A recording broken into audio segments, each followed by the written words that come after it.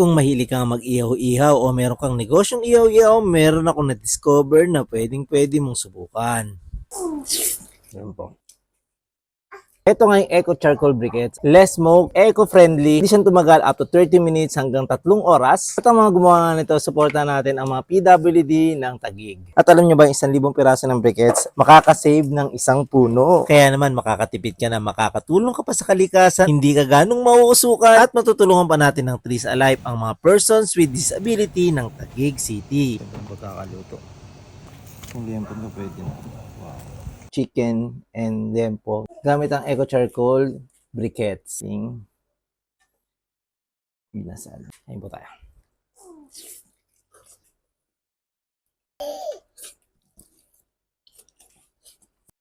Ayun po.